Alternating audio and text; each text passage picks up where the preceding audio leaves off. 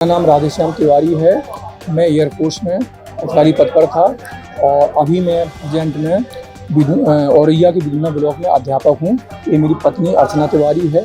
मेरे बच्चे की शादी 8 मई 2025 को हिंदू रीति रिवाज से बिना दान दहेज के राधा कुरचानिया पुत्री शैलेंद्र कुरचानिया के साथ संपन्न हुई थी।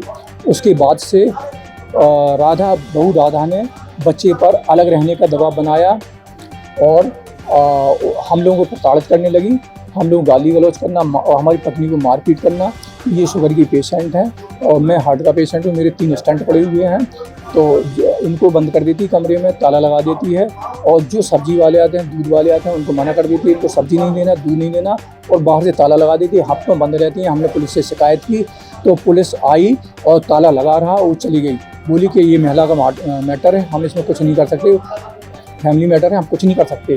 और जब भी मैं फ़ोन करता हूँ, जब भी मैं बुलाता हूँ चौकी से, तो कोई नहीं आता है। और जब एक बार फ़ोन करती है तो मेरी बहू राधा जब भी फ़ोन करती है तो पूरे दल बल के साथ हमारे चौकी इंचार्ज और उनके साथ लोग आ जाते हैं और मेरी पत्नी को धमकाते हैं और बोलते हैं हम जेल भेज देंगे तुम्हें, अगर ऐसा करो वैसा करो, उनको बोलते हैं। तो मेरी बहू राधा इतनी क्रूरता कर रही है कि मेरा रहना मुश्किल हो गया। 2 महीने से मैं और मेरे बच्चे घर में नहीं आ पा रहे हैं। वो बोलती है कि मैं कोई भी एलिगेशन लगा दूंगी, जैसे रैप है, छेड़खानी है, ये मुकदमे सब लगा दूंगी और जीवन बर्बाद कर दूंगी।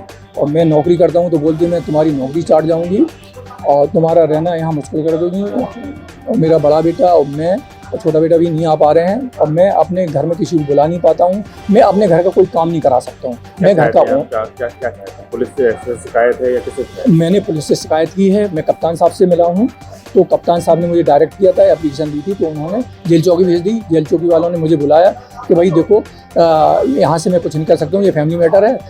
उन्होंने लिखा लिया कि नहीं पुलिस से कोई दिक्कत नहीं, मैंने साइन कर दिया। अभी मैं पुलिस से चौकी इंचार्ज से कई बार मिल चुका हूँ। मुझे आश्वासन ही देते हैं और कुछ होता नहीं है। और ये बहू बोल रही थी, इनको गाली दे रही थी। 18 तारीख का ये वाक़या है। अभी 18 अक्टूबर की वाक़या है। तो उसने एक ग्रिल काटना, उससे कटर मशीन से लोहे से उसने गेट काटना चालू कर दिया।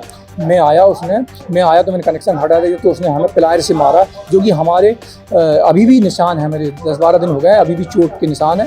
तो हमने थाना इंचार्ज से बोला कि हमारा भाई मेडिकल करा दो, उन्होंने मेडिकल नहीं कराया। तो उस दूसरे दिन 151 किया, चालान किया मेरा, तब मेडिकल हुआ मेरा। तो अब मैं ये चाहता हूँ कि मेरे साथ अन्याय ना हो, न्याय हो, मैं अच्छे से रह सकूं।